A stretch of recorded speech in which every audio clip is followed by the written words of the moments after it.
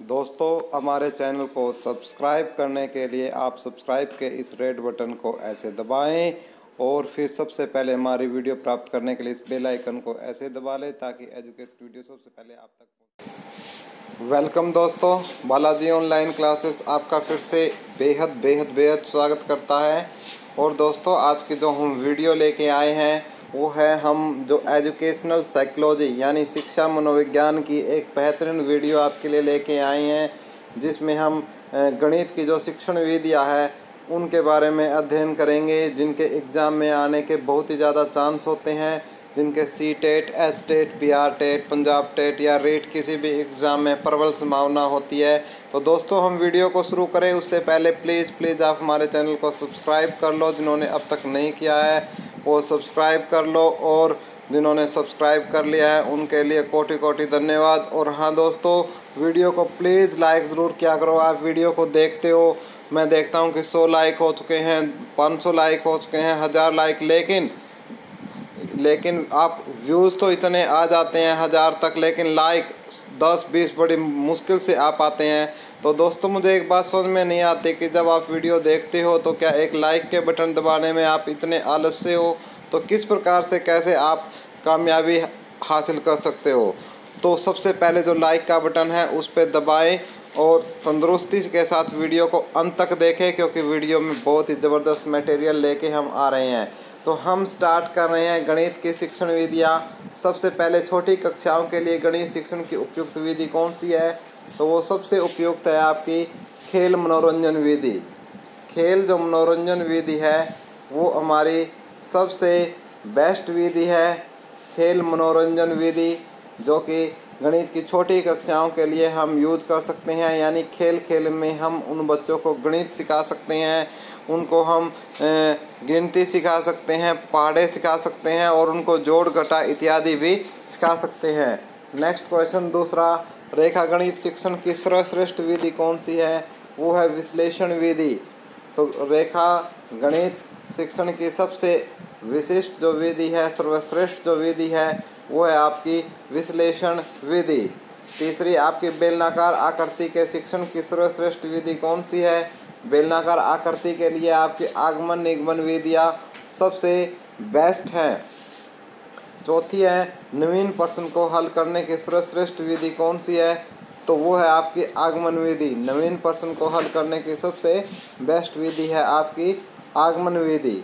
पांचवा, स्वयं खोजकर अपने आप सीखने की विधि कौन सी है, वो है आपकी सबसे अच्छी अनुसंधान विधि, यानी इसको रिसर्च मेथड भी बोलते हैं, रिसर्च मेथड भी इसको बोला जाता है। नेक्स्ट है दोस्तों 6 क्वेश्चन, मानसिक, शारीरिक और सामाजिक विकास के लिए श्रेष्ठ विधि कौन सी है, तो सर्वश्रेष्ठ विधि आपकी खेल विधि। तो मानसिक, शारीरिक और सामाजिक विकास के लिए सर्वश्रेष्ठ विधि है आपकी खेल विधि। नेक्स्ट क्वेश्चन हमारा 7th क्वेश्चन की तरफ हम मूव करते हैं कि 7th क्वेश्चन हमारा कि ज्यामिति की समस्याओं को हल करने के लिए सर्वोत्तम विधि कौन सी है, तो वो है आपकी विश्लेषण विधि। ज्यामिति, जितनी भी ज्यामिति की समस्याएं हैं ये उनको हम विश्लेषण विधि से बेस्ट तरीके से सॉल्व कर सकते हैं। नेक्स्ट क्वेश्चन आपसे पूछा जा सकता है कि सर्वाधिक खर्चीली विधि कौन सी है, तो सर्वाधिक खर्चीली विधि आपकी प्रोजेक्ट विधि है। दोस्तों, इसमें सबसे ज़्यादा खर्चा आता है, बहुत ज़्यादा, इसके टोटल 6 स्टेप है और बहुत ज़्यादा इसमें खर्चा आता है आर्थिक रूप से भी।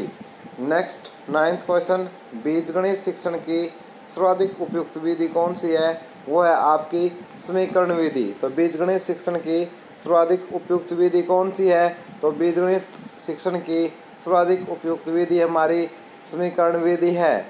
नेक्स्ट क्वेश्चन 10वां क्वेश्चन, सूत्र रचना के लिए सर्वोत्तम विधि कौन सी है, तो सूत्र रचना के लिए सर्वोत्तम विधि आपकी आगमन विधि है। आगमन विधि आपकी क्या है, सूत्र रचना की सर्वश्रेष्ठ विधि है।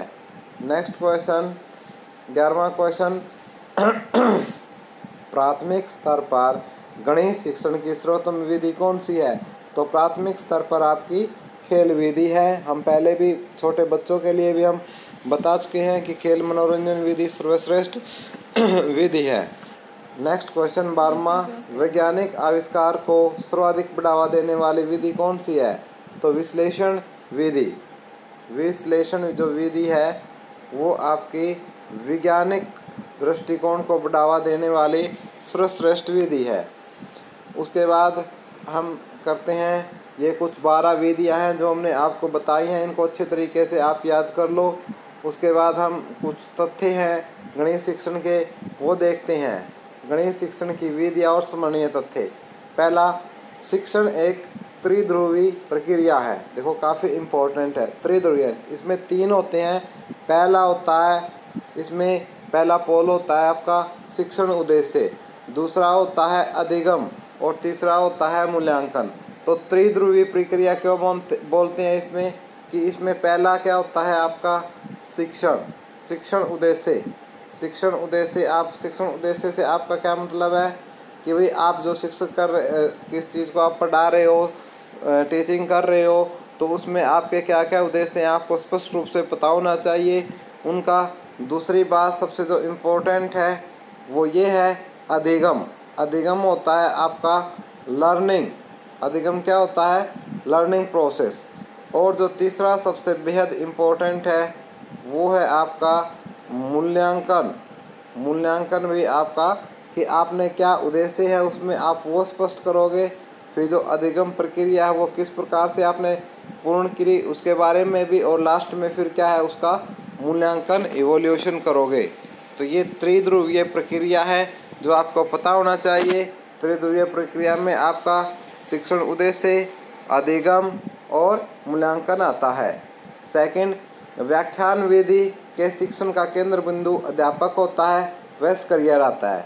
यह भी क्वेश्चन कई बार पूछा जाता है कि व्याख्यान विधि में शिक्षण का केंद्र बिंदु क्या होता है।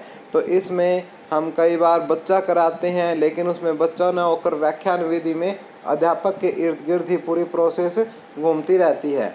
तीसरा क्वेश्चन है कि बड़ी कक्षाओं में जब किसी के जीवन परिचय या ऐतिहासिक पृष्ठभूमि से परिचित कराना है, वहाँ व्याख्यान विधि सबसे उत्तम मानी जाती है। कि बड़ी कक्षाओं में जैसे +1 से हायर कक्षाएं हैं, उनमें यदि हम किसी का परिचय, जीवन परिचय देना है या ऐतिहासिक किसी पृष्ठभूमि के बारे में हमें डिस्कस करना है, तो जो व्याख्यान विधि है, व्याख्यान विधि को लेक्चर मेथड भी बोलते हैं। लेक्चर मेथड भी इसको बोला जाता है व्याख्यान विधि को। तो वो बहुत ही बेस्ट है। आपका 4th पॉइंट है इसमें कि प्राथमिक स्तर पर गणित स्मृति केंद्र होना चाहिए, जिसका आधार पुनरावृत्ति होता है। पुनरावृत्ति आप समझते हो, बार बार। जैसे हम पहले छोटे बच्चों को गिनती सिखा रहे हैं, जैसे 1 2 3 हम ऐसे बोल रहे हैं, तो हमें क्या है 1 2 3 ऐसे 1 2 3 बच्चों को बार बार हमें लिख उसकी कॉपी में लिखना चाहिए। जैसे हमने 1 लिख दिया, 2 लिख दिया, 3, तो हम बच्चों को बोलेंगे कि वो उसके नीचे 10 लाइनों में ऐसे 1 2 2 2 3 3 3 ऐसे क्या है वो रिपीट करके आए। क्योंकि इससे जैसे जितनी बार उसकी पुनरावृत्ति होगी, बच्चे को उतनी ज़्यादा उसकी स्मृति में वो बात होती चली जाएगी और वो अच्छी तरीके से उसको याद करने में भी सक्षम होगा। तो दोस्तों ये कुछ हमने इसमें कुछ व्यवहारगत तथ्य लिए। तो दोस्तों और इसके बारे में जो वीडियो है, हम जो नेक्स्ट वीडियो में इसको जो नेक्स्ट पार्ट है वो नेक्स्ट वीडियो में पब्लिश करेंगे। तो ये पहला पार्ट आपने हमें बताना है कि आपको कैसा लगा। यदि आपको वीडियो अच्छी लगी तो हम इसका दूसरा पार्ट बहुत ही जल्द पब्लिश करेंगे। तो दोस्तों हमसे जुड़ने के लिए हम आपका बेहद ही धन्यवाद व्यक्त करते हैं और आपसे रिक्वेस्ट है कि प्लीज़ आप हमारी इस वीडियो को लाइक ज़रूर कर दें। नीचे लाइक का बटन होगा और लाइक करने के बाद वीडियो को फेसबुक और व्हाट्सएप पर शेयर करना ना भूलें। दोस्तों मैं आपसे रिक्वेस्ट करता हूं। और साथ ही मैं आपसे रिक्वेस्ट है कि जिन्होंने अब तक हमारे चैनल को सब्सक्राइब नहीं किया है, सब्सक्राइब कर लो। जिन्होंने अब तक हमारे चैनल ने सब्सक्राइब नहीं किया तो वो हमारे चैनल को सब्सक्राइब कर लो। यदि आप एजुकेशनल वीडियो अपने मोबाइल में हमारे साथ तैयारी करना चाहते हो तो। थैंक यू दोस्तों, bye, have a nice day. आपका दिन शुभ हो।